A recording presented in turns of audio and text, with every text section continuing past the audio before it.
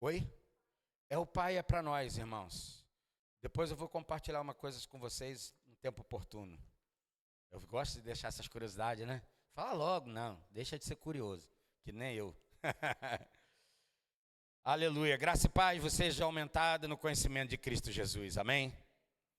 O nascimento que mudou a história, Lucas capítulo 2, por favor, abra, do verso 1, Lucas 2, projeta aqui para mim, por favor, Lucas 2. Vocês sabem que o livro de Lucas, como nós falamos no domingo passado, o livro de Lucas, né, ele era provavelmente, né, um grego de nascimento, médico, como nós mostramos para você lá em Colossenses 4,14, né, a origem do seu chamado era uma origem, né, gentílica, que era para os gentios. Lucas, ele é alguém que escreve o livro que leva seu próprio nome também, o livro do Atos dos Apóstolos, né? É ele que está relatando aquilo ali, tudo que ele está vendo, operando, junto com Pedro e os demais outros irmãos. Mas aqui no livro, né, no capítulo 2 de Lucas, a partir do verso 1, eu queria que você pudesse observar que Jesus não é apenas um fato histórico, ele é uma revelação. Diga, Jesus não é apenas um fato histórico, ele é uma revelação. Muitos ainda, infelizmente, conhecem apenas um Jesus histórico ou de um fato histórico, porque, né, é muito pouco provável, embora talvez exista pessoas que ainda não conheçam de Jesus, ou pelo menos no conhecimento histórico de Jesus. Mas Jesus é muito mais do que história, ele é uma revelação gloriosa do amor de Deus. Jesus é a manifestação gloriosa do amor de Deus. Sabe por quem? Toda a humanidade. Às vezes nós nos colocamos num lugar muito especial, e graças a Deus, porque a gente já entendeu isso. Mas a Bíblia diz em João capítulo 3, verso 16, se você precisa gravar um versículo, grave isso na sua mente, no seu coração. Porque Deus amou de tal, aí ele vai provar como é que ele amou o mundo. De tal maneira que deu o, até então, unigênito do Pai. Para que todo aquele que nele crê, qual é a condição? Qual é a condição? Crer. O que é crer? É aceitar. Alguém que recebe. Aquele que crê, não pereça ou seja destruído, mas tenha. Então, qual é o propósito de Deus para a humanidade? Que toda a humanidade receba a vida eterna. Amém? Isso é um propósito de Deus. As pessoas que dizem que Deus é mau, elas não conhecem o coração do Pai. Não conhecem o coração do Pai. Ah, mas Deus fez isso, fez aquilo. E a humanidade continua fazendo coisas piores e ainda mais horrendas. Verdade ou não? A gente fala dos povos bárbaros e não sei o quê. Meu irmão, o que tem, da onde vem essa palavra? Barbária, de um povo completamente. Você fala, não é possível que alguém tenha coragem de fazer isso. Não dá nem para levar em conta, falar algumas coisas aqui, porque isso mexe com a mente, mexe com as nossas emoções, sabe? Eu soube, não vi, há dias atrás, que parece que um cara espancou uma mulher dentro de um elevador, sabe? A um ponto de 60 socos, irmãos. A gente pode até dizer, esse cara está endemoniado, tá bom, ainda que esteja, mas assim não dá para transferir coisas, irmãos. Sabe, esse negócio de ficar transferindo para o diabo, isso é o ser humano caído, que não se permite ser corrigido. Sabe, esse negócio de dizer que pau que nasce torto, morre torto, só se não encontrar Jesus, meu irmão. Porque Jesus conserta pau torto. É só você olhar para os irmãos que estão aqui do lado. Só tinha pau torto. Verdade ou não é? Ah, para com isso, meu irmão. Jesus veio para os doentes, foi para os sãos, não. Sabe por quê? Quem acha que já é justo, já está justificado em si mesmo. Para que você precisa dele? Você já é o seu salvador. Mas qual é, às vezes, a ideia do diabo? Fazer que você se sinta o pior. E se você se sentisse o pior mesmo, talvez tivesse solução para você. Porque quem sente tão ruim, tem hora que precisa de ajuda e busca a solução. O problema é que a gente tem um misto de achar que é ruim, mas que também é bom. Que a gente, sabe, consegue se safar, consegue se justificar. Mas vamos lá. O nascimento de Jesus, ele muda a história da humanidade. Ele mostra que aqui Lucas, né, esse discípulo está dizendo, mostrando que o divino entra no mundo por forma humilde, mas poderosa. Vamos ler verso de 1 até o 7, por favor. Naqueles dias, César Augusto publicou um decreto ordenando o ressarcimento, é porque eu fui olhar para o relógio ali, gente. O recenseamento de todo o Império Romano, né? Que significa o registro, tá bom? Ele foi o censo, fazer um censo daquilo que os povos estavam espalhados, né? Esse era o governante da Síria. Cadê o verso 2, né? Esse primeiro recenseamento foi realizado quando Quirino era governador da Síria. Todos iam para a sua cidade natal a fim de alistar-se. É como se fosse hoje o que algumas pessoas precisam fazer, prova de vida, que é comparecer e dizer, sou eu mesmo, hein? Assim José, que pertencia à casa e à linhagem de Davi, da onde vem José? Da linhagem de Davi, isso era profético, subiu de Nazaré, cidade da onde? Da Galileia, a Judéia. Ele foi a Belém, cidade de Davi. Então ele sai de Belém e vai à cidade de Davi. Aonde a Bíblia fala que Belém, né, a Galileia, é conhecida como a Galileia da onde? Dos gentios. Aonde Jesus, irmão, isso é profético, irmão. Sabe Isaías 1:9? E o povo que andava em trevas viu aonde que Jesus estava. Nasceu em Belém da Judéia e foi viver aonde? Na Galiléia dos gentios. Isso estava profeticamente mostrando que o Salvador, ele veio para todos, para toda a humanidade, porque os gentios eram desprezados. Mas vamos continuar aqui, verso 5. A fim de alistar-se com Maria, que lhe estava o quê? Prometida em casamento, esperava um filho. Você sabe que essa altura que já tinha acontecido? Ela era noiva, prometida em casamento, porém ela já estava grávida por quem? Pelo Espírito Santo. Mulheres, vocês vão gerar as sementes que são do Espírito Santo. Ainda que seja em forma de homem, de gente. O seu filho é uma semente de Deus. Quem diz sobre ele é o Pai Celestial. Não é o pai terreno, não é o pai caído, não é o pai Adão, é o Pai Cristo Jesus. Por isso a chance para mim e para você, irmão, ainda que a gente tenha resvalado, deslizado, tenha feito coisa errada, Jesus é aquele que pode consertar e nos abençoar pela herança, sabe, daquilo que é perfeito, maravilhoso. Verso 6. Enquanto estava lá, chegou o tempo de nascer Então eles vão para fazer ali, a cada cidade, aqueles que nasceram em suas cidades natal, né, do seu nascimento, subiam, como eles foram para lá. Chegando lá, Maria estava o quê? Grávida. E ela estava prestes a dar o quê? A luz. E a Bíblia fala que não encontrando eles hospedaria. Por quê? Porque é comum, se você for para algumas cidades aqui perto da onde a gente está, Petrópolis, Teresópolis, que tenham eventos nessa cidade, num dia X, talvez você vá lá e vai procurar um hotel, um lugar para pousar, e você não vai conseguir, porque um grande fluxo de gente foi para aquele dia específico, e a cidade não comportava. Foi o que aconteceu nos dias de José e de Maria. Eles foram para lá, mas por causa do censo, eles não encontraram uma hospedaria para receber o menino Jesus. E a pergunta é, será que Jesus já encontrou uma hospedaria na tua vida e na tua casa? Será que ele já encontrou um lugar para repousar a bênção, a salvação, o nascimento que mudou a história. Imagina, hein, irmão?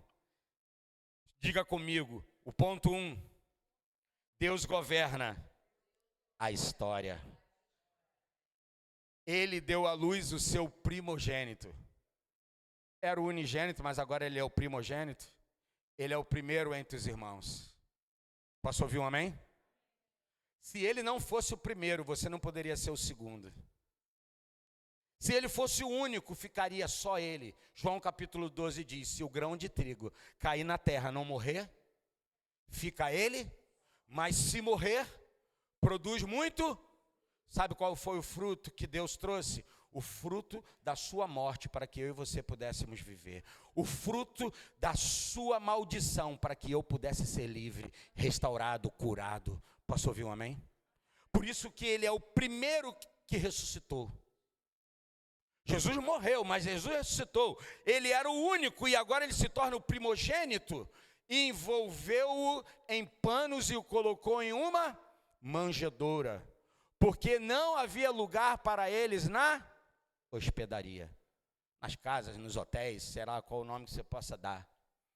Algumas dizem até que eles estavam por uma caverna que dava para uma hospedaria. E eu quero dizer aqui para você, meu irmão, minha irmã, Deus usa, diga Deus usa.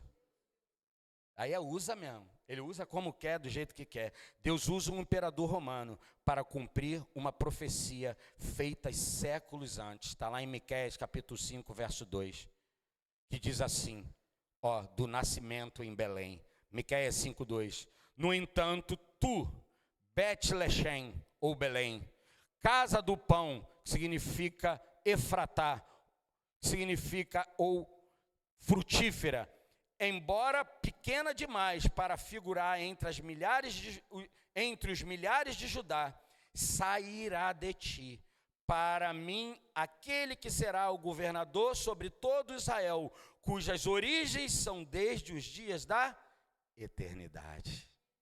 Ó, o profeta Miqueias falando sobre quem? Sobre o nascimento de Jesus.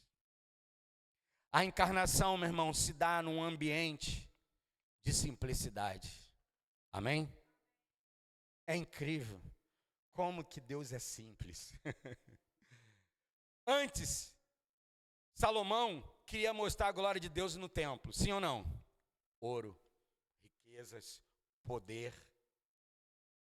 Quando Deus, no seu propósito eterno, faz nascer Jesus, nasce num lugar o quê? Simples. Ele diz agora que eu não habito mais em templos, feito por mãos, mas habito aonde? Onde ele habita? Em mim e você, irmão.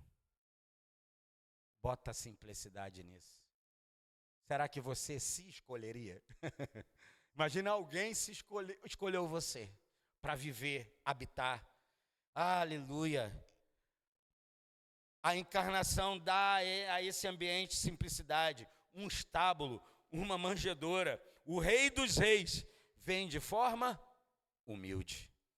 O livro de Lucas fala muito sobre humildade, né, como filho do homem. Qual é a aplicação que eu posso tirar nesse ponto 1? Deus continua no controle mesmo quando tudo parece que o mundo está sendo governado por homens. Você pode crer nisso, irmão? É um desafio para nós, mas não é possível, Sérgio. E a gente quer encontrar uma razão, mas Deus continua no controle mesmo quando tudo parece que o mundo está sendo governado por homens. Ele escreve a história através das coisas ordinárias. Diga ordinárias. O que é ordinário, Sérgio?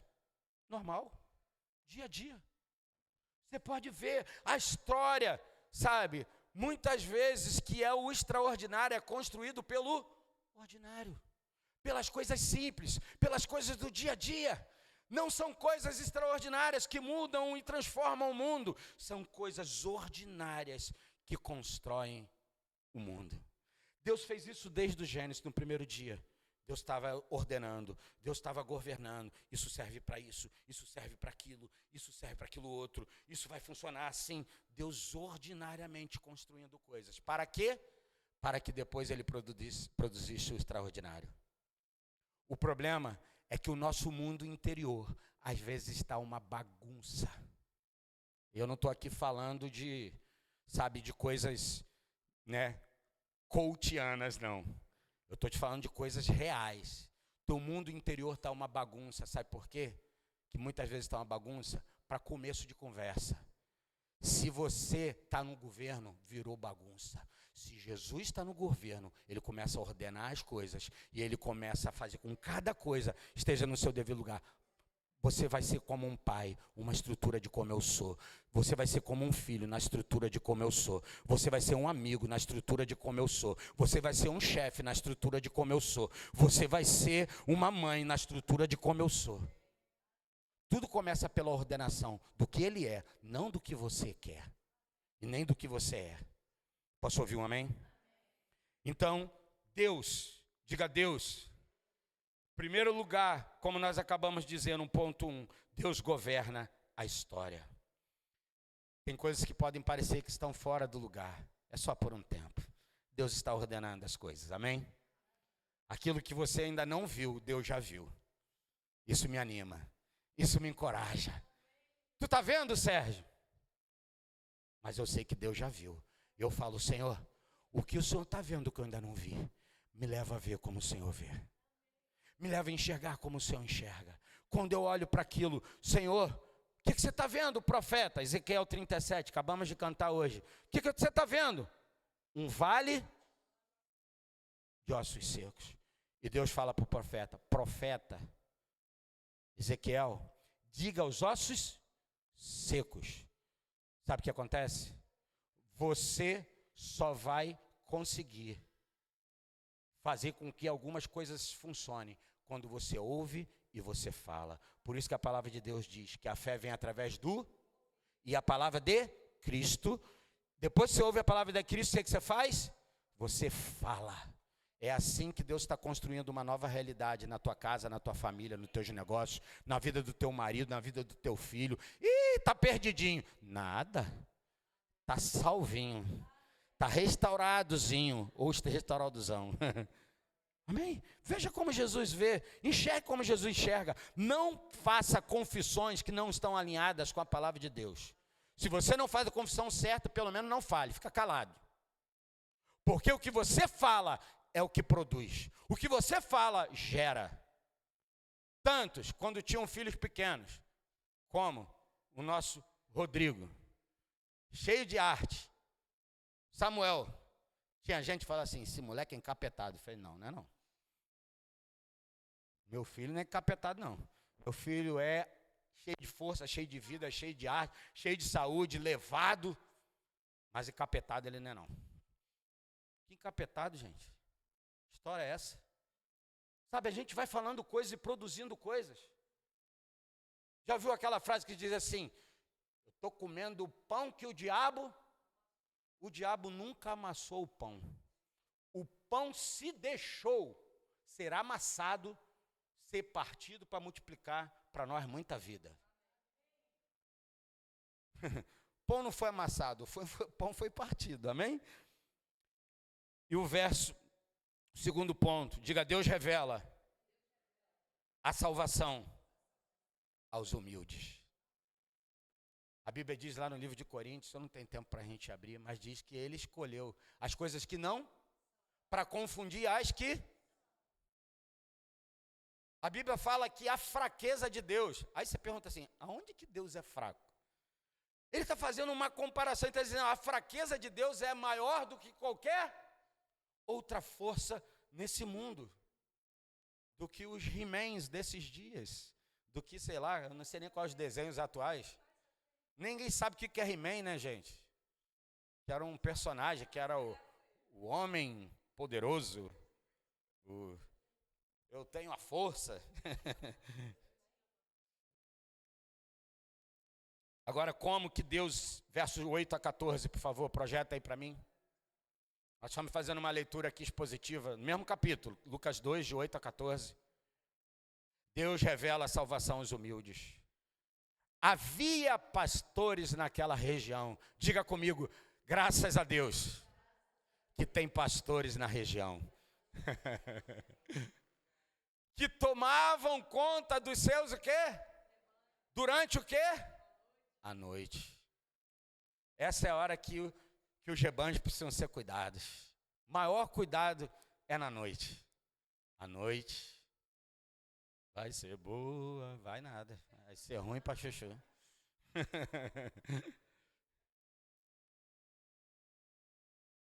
Os pastores, escute, eu não estou falando só os ordenados, acho que eles já são reconhecidos. Os pastores devem estar no campo. Qual é o campo missionário que você tem? Sua família. Diga, minha família é um campo missionário. Diga, meu trabalho é um campo missionário. Diga, meus amigos são um campo missionário. Pare de ver a igreja como um campo missionário. A igreja é mais um aprisco do que campo. O lugar onde você está inserido, ali é o campo que você deve, como um pastor, orientar, cuidar, dirigir. Posso ouvir amém? Olha o que diz: havia pastores naquela região que tomavam conta dos seus rebanhos durante a noite. Verso 9. Aconteceu que um anjo do Senhor lhes apareceu, a glória do Senhor resplandeceu ao redor deles e ficaram aterrorizados. Você já percebeu que todas as vezes que tem aparições extraordinárias na Bíblia, porque você não vê anjo de qualquer jeito. Não estou falando de anjinhos com as asinhas que esse sistema pintou, sabe? Uns anjinhos assim que você põe lá na sua casa, o bonequinho. Ai, que lindinho esse anjinho, a anja, sei lá o quê. Ainda acha que anjo tem sexo, né? O anjo, a anja. Mas assim, escuta o que eu vou te falar. Quando os anjos apareceram, eles ficaram o quê? Aterrorizados. Diga, toda visão espiritual, ela promove para nós, sabe, uma sensação de pavor. Você, caramba, isso não é natural. Você não está vendo gente, você está vendo um ser espiritual, um ser, sabe, celestial. Cara, eles ficaram apavorados. Os pastores falaram, meu Deus, o que é isso? Os pastores, muitas vezes, eram vistos por alguns como uma profissão inferior. A vida de um pastor era dura, irmão. Esse negócio de vida de pastor que tem moleza. Depende do pastor. A vida do pastor era dura, com longas horas passadas ao ar livre, lidando com animais e riscos com animais selvagens e ladrões. Por isso poderia levar uma reputação de dureza e de falta de refinamento. Mas Deus escolheu revelar para quem primeiro? Para esse grupo de pessoas, aos pastores, naquele campo que estavam guardando e cuidando das ovelhas. Isso é uma tipologia. Revelar a eles primeiro. Olha o que diz o verso 9, volta um pouquinho. Aconteceu que um anjo do Senhor lhes apareceu. Diga, anjos estão ao nosso serviço. Deus tinha enviado anjos ao serviço daqueles pastores para mostrar a eles algo. O quê? A glória do Senhor estava resplandecendo ao redor deles. Eles viram algo resplandecente e eles ficaram aterrorizados. Verso 10. Então o anjo lhes disse, não tenham medo, pois trago o quê? Diga, boas novas. Você é um chamado de Deus para levar as boas novas. Você não foi chamado para trazer má notícia. A má notícia deixa que o jornal desses tempos dá. Deixa que a mídia XY, ela vai dar a má notícia. Você foi chamado para dar as boas notícias. Boas novas. De grande o quê? A alegria para vocês. Tem uma outra versão, boas novas de salvação. É o que diz aí? De grande alegria, que são para todo é para todas as pessoas, gente. O anjo está dizendo, é para todo mundo. E a gente fica querendo selecionar, esse pode, esse não serve, esse deve, esse não pode. E não tem jeito não. tem jeito para todos. Amém? Eu sempre costumo brincar, se puxasse a nossa ficha da velha criatura, que a palavra de Deus diz que ele já lançou no mar do esquecimento e nem se lembra, você se lembra, mas ele não se lembra. É uma amnésia, proposital. Eu falei, não me lembro. Senhor, me perdoa. Já te perdoei. O que você está lembrando? Eu já lancei no mar do esquecimento. Aí o que eu cometi hoje? Faz a confissão correta, Senhor, obrigado porque o teu sangue, ele me perdoa, o teu sangue já me fez um justo, e eu creio, mudo de vida, porque a Bíblia também diz, né, que ele confessa aí, deixa, esse alcança a misericórdia, mas a misericórdia já foi alcançada em Cristo Jesus, irmão. Só se apropria daquilo que é correto, e viva de maneira correta e coerente. Então o que acontece? Se puxar a ficha, eu achava que dava 500 anos, já está dando para lá de 1000. Tem um ali que carrega já uns 300 anos, só com ele ali. Aquele lado ali, ó, tem um lado aqui que misericórdia, Jesus de Nazaré. Eu carrego mais uns 200, 300, 400, 500, 600. Que só tem santo aqui, amém, gente? Aleluia! Só os separados de Deus que levaram, né, no seu corpo, no seu lombo, o sangue do sacrifício perfeito, maravilhoso. Esses pastores devem estar no campo, significa no mundo, com as ovelhas, protegendo e as conduzindo ao alimento. É isso que um pastor faz, protege, cuida, leva elas ao alimento. Não tem pasto, ele procura, o pastor procura.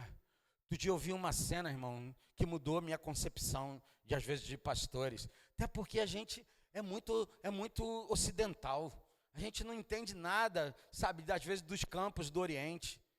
Cara, tu olha assim, a Bíblia fala, a gente já vê logo um campo verdejante, né? Aí tu pensa assim, verdinho, verdinho. É nada, irmão. É um deserto. Às vezes o cara vai perto de uma pedrinha, tem uma folhinha verdinha, pequenininha. Ele levanta assim, tem uma vida ali. Ele leva, ele conduz as ovelhas para se alimentar, mesmo aquilo que aparentemente não tem. Ele tem o suprimento e o alimento para cada um de nós. Às vezes você olha e fala, não tem, ele tem. Amém? A Bíblia fala que no verso 9, que a gente passou, diz glória. Ó, a palavra que aparece aqui, ela vem do dóxia da raiz, que significa opinião, julgamento, ponto de vista, mas eu quero ir para um ponto mais interessante, que é estimativa, seja boa ou ruim, a respeito de alguém. No Novo Testamento, que é o contexto que a gente está falando aqui de Lucas, sempre opinião positiva a respeito de alguém. Então, aquela glória que eles viram, eles perceberam que aquilo era uma direção, uma opinião extremamente boa. Olha o que a palavra de Deus vai colocar nessa instrução, nessa palavra. Vai mostrar que é a glória que resultava em quê? Diga em louvor. A glória que resultava em excelência, a glória que resultava em preeminência, que significa que vem primeiro, a glória que traz dignidade, a glória que traz graça. Era isso que os anjos estavam anunciando para aqueles pastores. Vocês precisam saber daquilo que eu estou comunicando a vocês, é uma boa notícia, e vocês vão levar essa boa notícia. Deixa eu te mostrar uma coisa. Os profetas, muitos deles, não sei se todos, embora eles anunciavam o nascimento de Jesus, e profeticamente eles falavam sobre o Messias, o ungido de Deus, mas a maioria deles tinha uma visão de Jesus como alguém que fazia algo politicamente.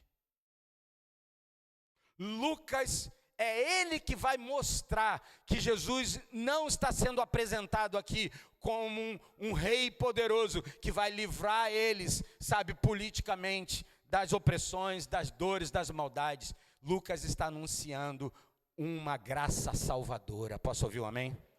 Se isso não tivesse acontecido, eu e você não estávamos aqui, irmão. Achávamos que nós não teríamos o direito, o mérito. O único mérito que a gente tem é de não ter mérito nenhum. Todo mérito é dele. Toda graça é dele, todo favor é dele, amém? Majestade significa algo que pertence a Deus. Majestade real que pertence a ele como supremo governador, majestade no sentido de perfeição absoluta da divindade, algo que pertence, sabe a quem? A Cristo. Era que os anjos estavam anunciando, essa glória, essa graça pertence a ele, é ele que vocês vão ver. Vamos caminhar nos versículos 11, não é isso? Eu já li, não é isso? Porque eu já li. Eu já li o 10, o 11. Hoje na cidade de Davi nasceu o quê? Quem é que está falando isso? O anjo, irmão. O anjo está dizendo, nasceu o Salvador, que é Cristo, Messias, ungido, o Senhor, Quírios. Isto servirá de sinal, diga sinal, para vocês. Olha aqui, quando Deus fala, Ele mostra tudo. Diga, Deus fala, Ele mostra. Como é que os anjos iam saber? Olha o sinal. Vocês encontrarão, para os pastores, vocês encontrarão um bebê envolto em panos e deitado em uma o quê? Quem sabia disso? Os pastores sabiam? Não. O mundo espiritual sabia.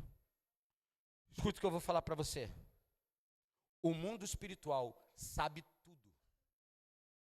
Se você quer saber sobre o mundo espiritual, pergunte para quem sabe do mundo espiritual. Não pergunte para pessoas naturais. Pessoas naturais só entendem das coisas da terra. Pessoas espirituais entendem das coisas espirituais.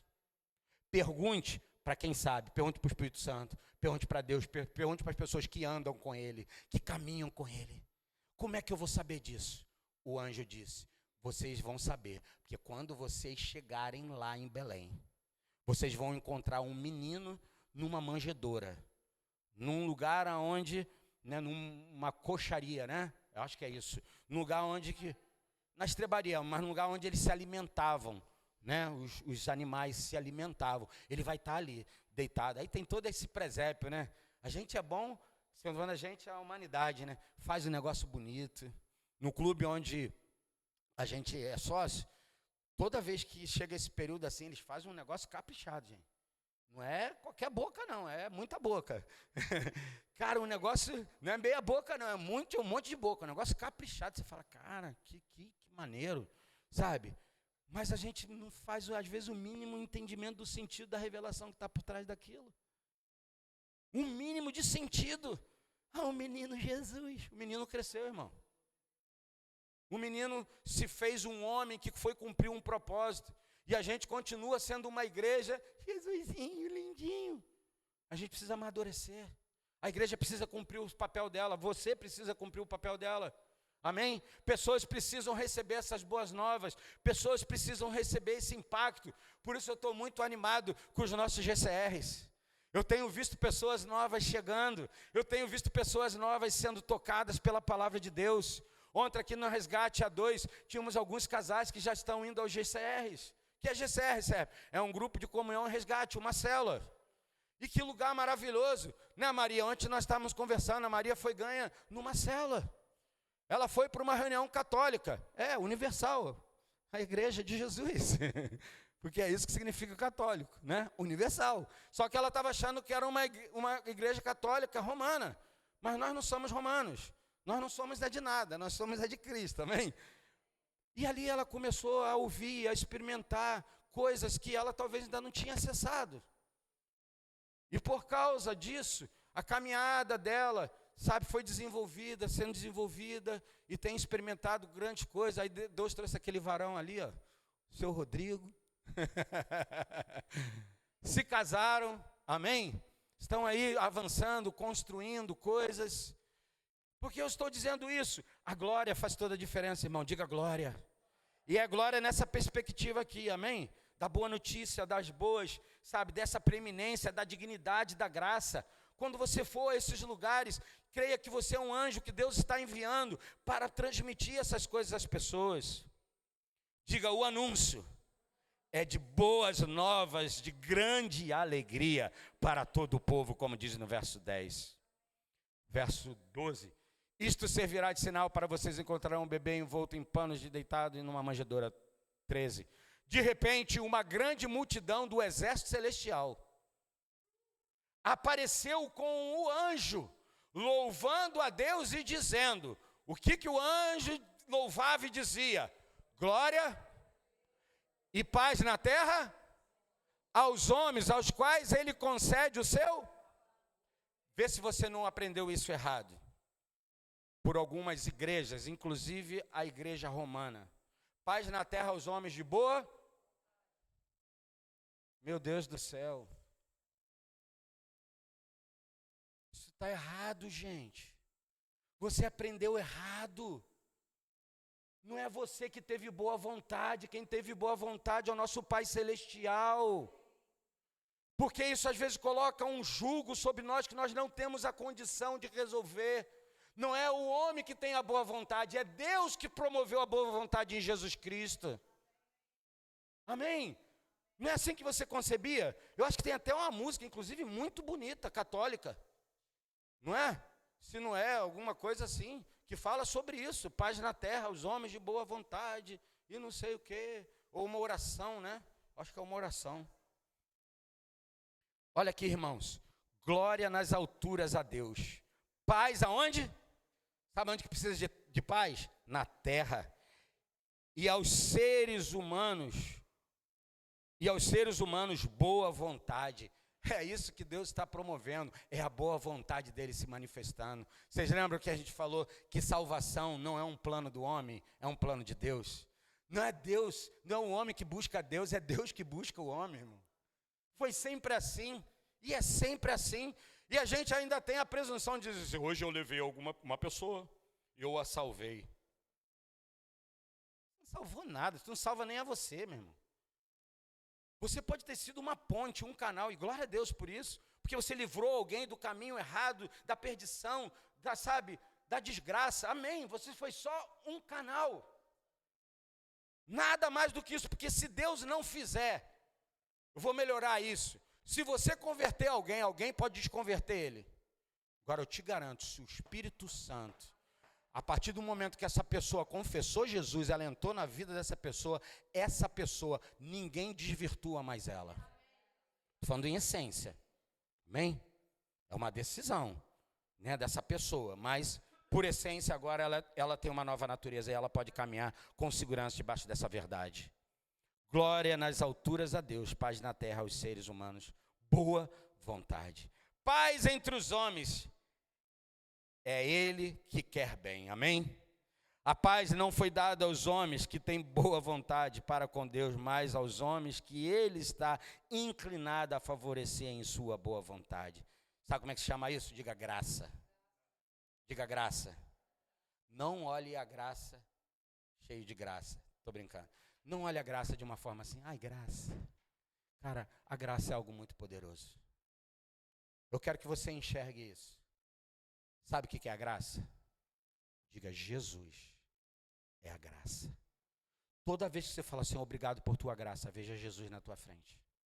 Obrigado, Senhor, porque os meus inimigos têm ali, mas eu tenho a tua graça. Senhor, eles estão me rodeando, mas obrigado por tua graça, tua presença. Meu irmão, Davi enxergou isso quando Jesus ainda não tinha vindo. Imagina eu e você, graça poderosa, graça transformadora, graça imediata, graça que nos faz, ver como aquele ladrão que estava, um dos ladrões, Jesus no centro, e eles começaram um papo, você vai ver isso em alguns livros, do Novo Testamento ali, dos Evangelhos. Eles estavam meio que falando, mesmo, qual é, tal. Gente, sei o quê. Um deles vai falar isso, na verdade. Mas eles estão querendo provar a Jesus como todo mundo estava. É isso mesmo, desce daí, salve-te a ti, mesmo e a nós. Mas em um determinado momento, eu não lembro qual é o evangelho, que diz que um deles, percebendo que ele estava ali porque merecia, ele disse, nós estamos aqui porque merecemos, mas ele é um. Aonde que ele enxergou isso, irmão? A justiça, ela é enxergada pela revelação. Eu enxergo o que Jesus fez, e logo eu entendo, esse lugar é meu, mas ele foi para o meu lugar, cumpriu. E ele então faz a seguinte oração, palavra, ele diz: Senhor, lembra-te de mim quando entrares no teu. De uma hora para outra, eu acho que ele entendeu um reino que ele não tinha entendido. Deus se revela, ele tem um reino para ti. Se tem um reino e tu és rei, lembra-te de mim nesse reino. Jesus diz para ele: ainda a salvação é imediata, ela entra em operação. Amém? Ontem eu estava falando com meu primo que foi batizado. Fiquei muito feliz. Eu falei, só que o maior batismo não aconteceu naquele dia. Aconteceu quando você batizou o teu coração, foi redimido, uma circuncisão do teu coração. E agora, porque você foi salvo, você está se batizando como um mandamento que a palavra de Deus diz. Porque aqueles que creem, se batizem. Façam isso publicamente. Então, para terminar, o terceiro ponto. Aplicação do segundo ponto. A salvação não é para uma elite, mas para os que reconhecem sua necessidade, a necessidade de Deus. Amém?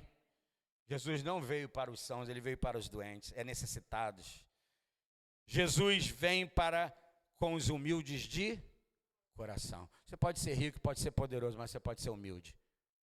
Você pode ser pobre e desgraçado, você pode ser extremamente orgulhoso e soberbo. Humildade não necessariamente está no poderio que as pessoas têm, mas é fato que muitas vezes a riqueza faz com que as pessoas criem uma proteção que acham que aquilo ali pode segurá-las. E a Bíblia diz que não pode. É como a erva. Um dia está verdinha, você passa, ela seca. Sim. Sim ou não? Toda hora a gente vê situações de gente poderosa assim. Terceiro ponto e último. O verdadeiro encontro com Cristo gera louvor e testemunho.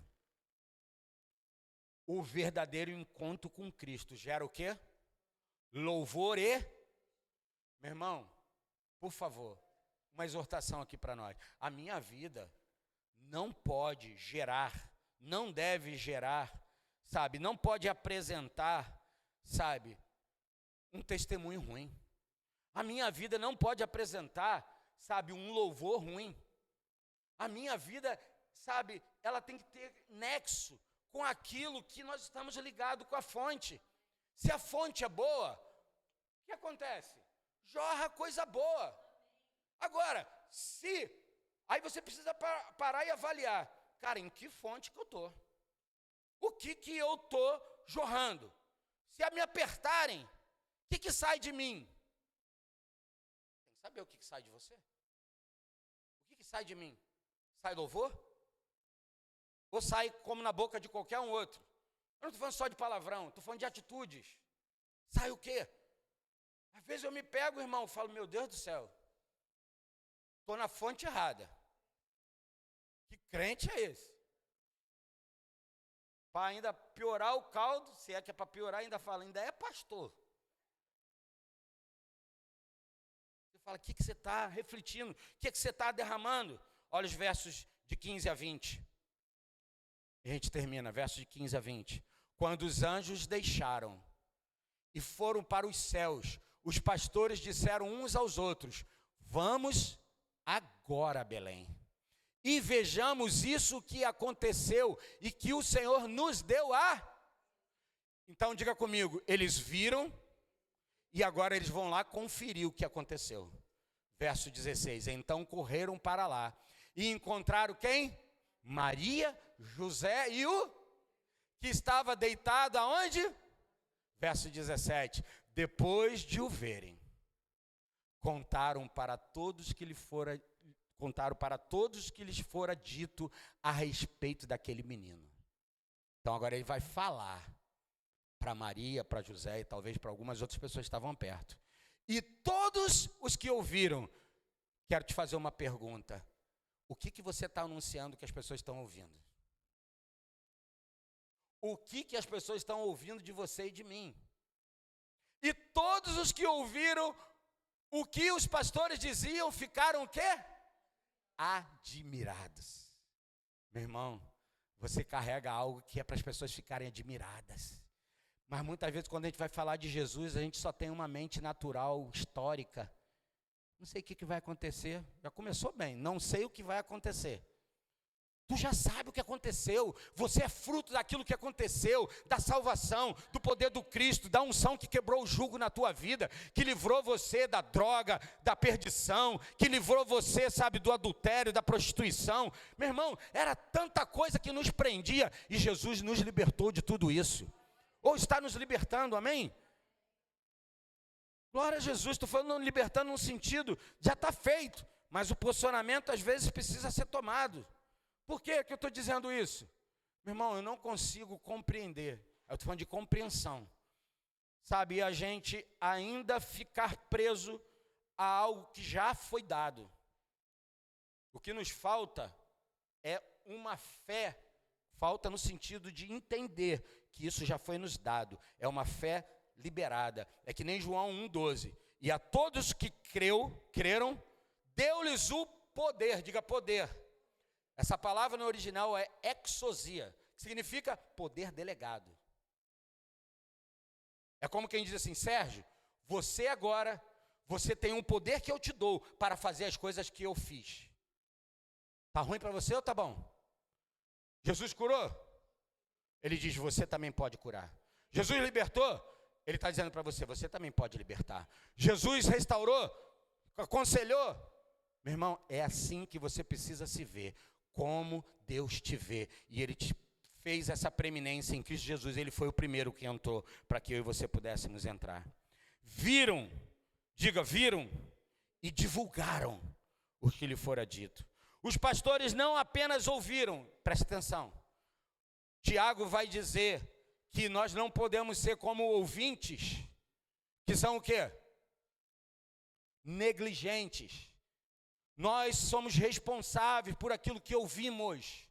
Se Jesus disse para mim, Sérgio, eu te dou poder e autoridade para pisar serpentes e escorpiões. A partir desse momento ele está dizendo, agora eu deleguei a você um lugar que você precisa assumir.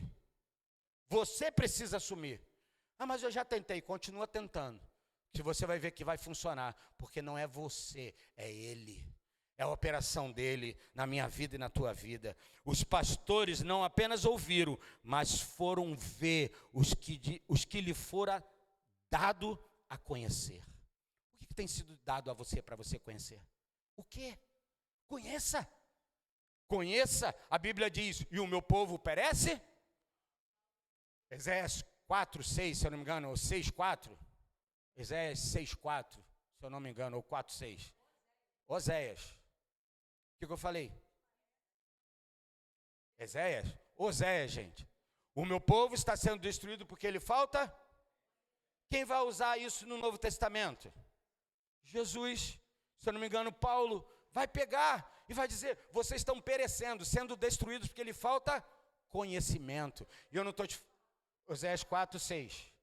O que está falando, irmãos? Não está falando de mistério. Para que esse negócio que tudo é mistério, o mistério já foi nos dado, Jesus Cristo já foi revelado, se aproprie dele e que você tenha certeza que você já tem o poder para mudar de vida, já tem o poder para largar as coisas.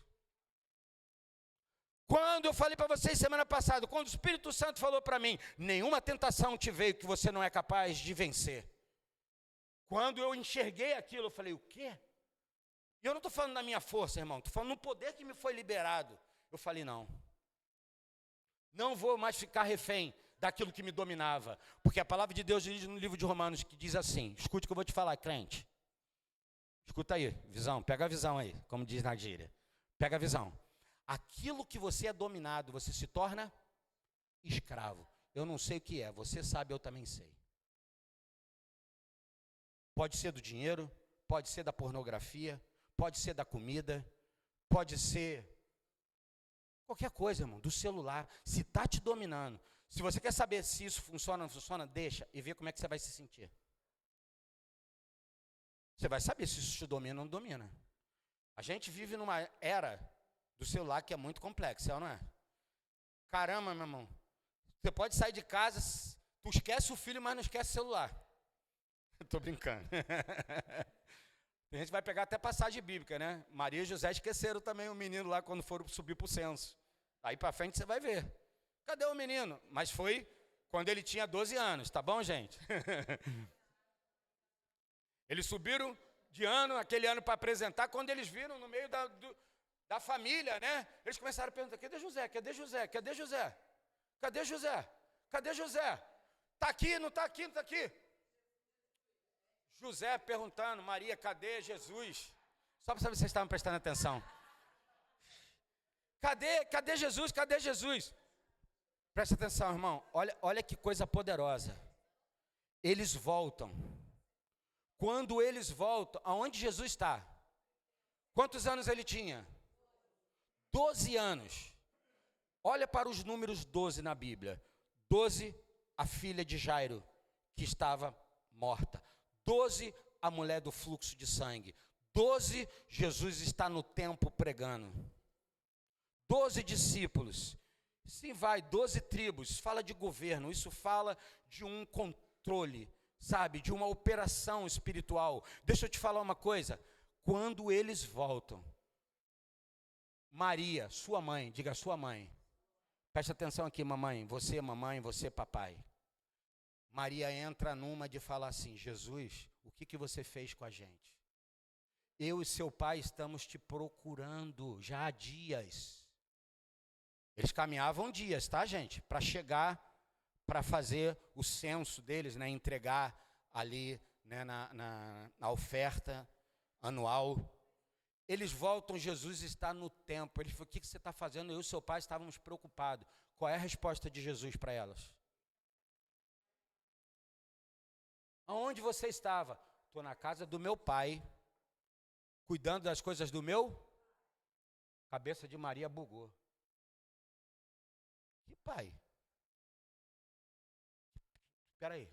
Irmão, você precisa prestar atenção. A Bíblia faz esses relatos. Embora o anjo já tinha dito para ela que ela carregava dentro dela uma semente divina. Ela muitas vezes ainda tinha algumas, ela sentia. Você lembra quando o anjo apareceu e deu a profecia para Maria, dizendo, esse menino será para ti. Como o quê? Uma espada que vai transpassar você. Foi o Simeão que disse, né, para ela, mas pelo anjo, né? Eu acho que o comunicado veio pelo anjo, dizendo, né? Não sei, se não foi, foi profeticamente. Acho que é isso mesmo, não foi o anjo não. Talvez não. Mas ele profeticamente diz assim, esse menino será para muitos pedra de tropeço.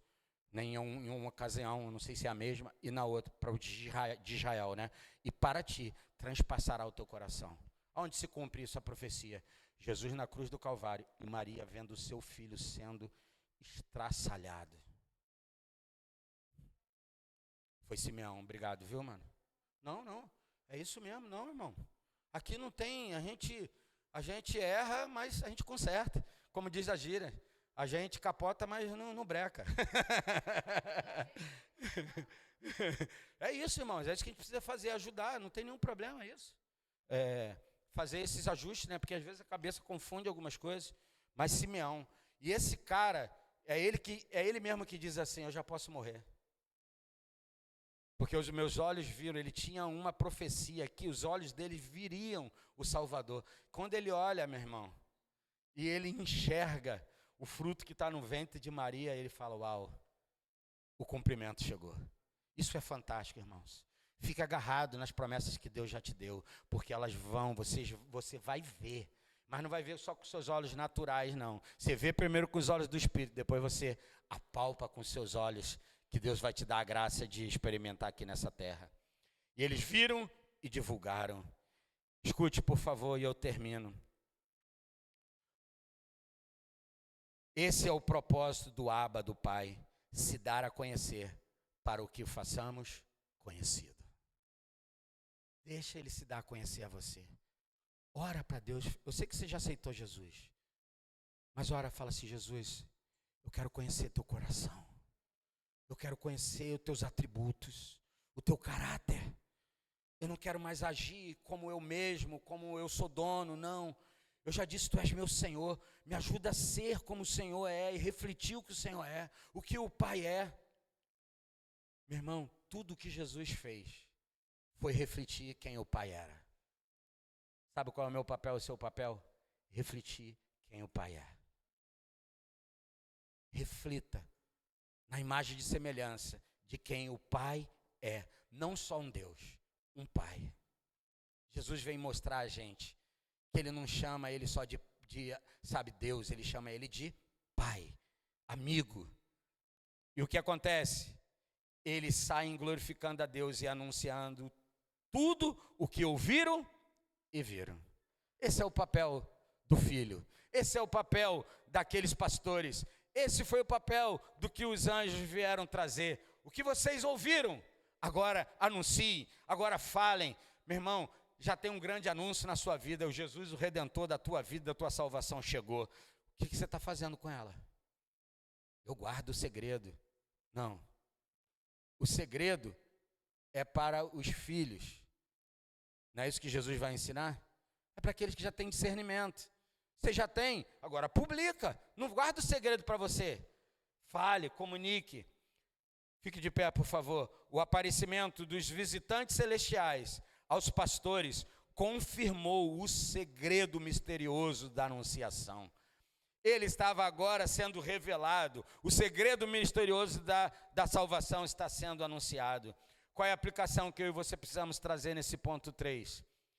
Diga comigo, quem encontra Jesus de verdade,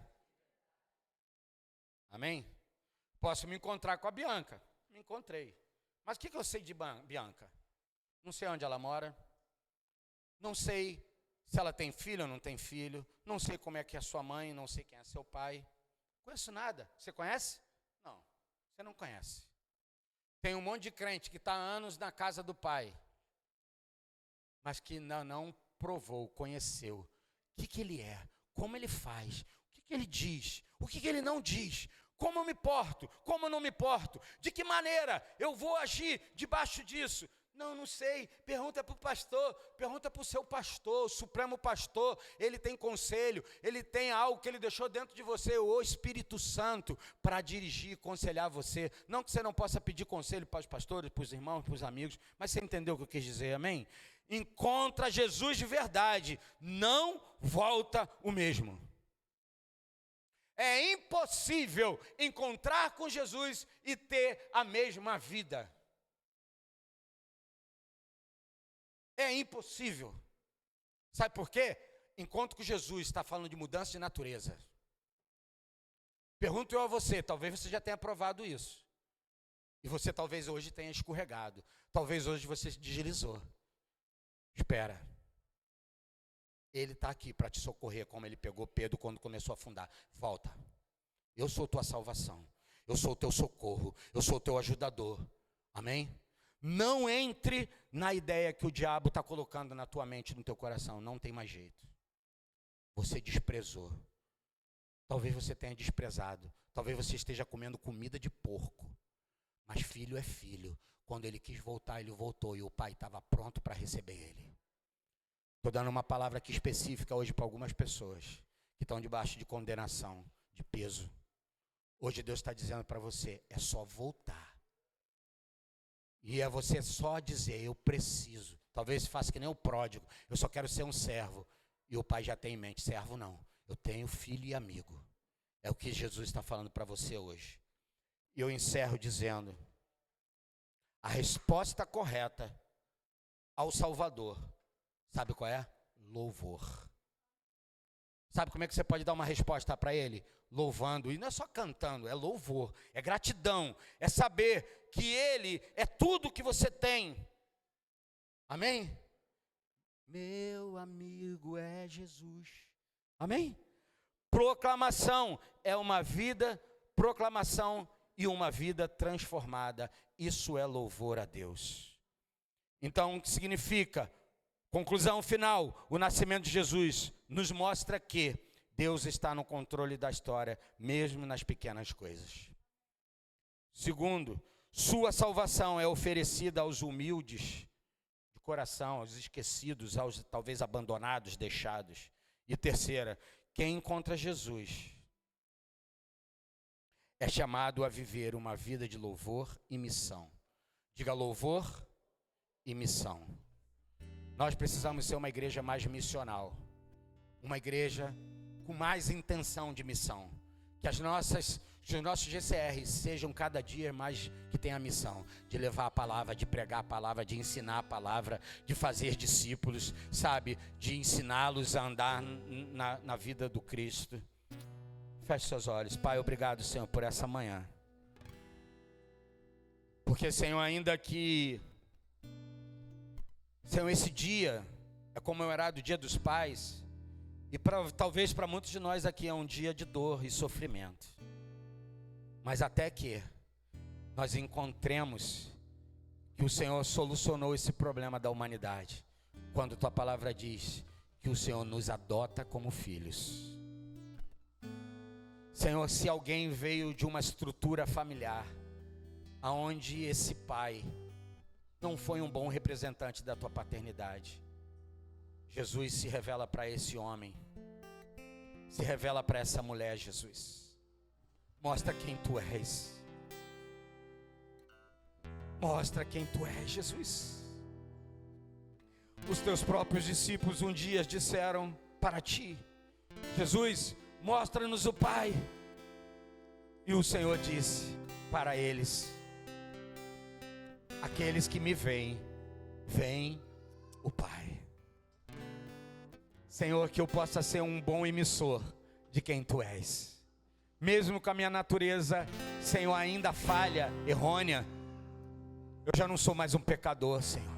Eu sou aquele que foi redimido por tua redenção de vida, de graça e poder.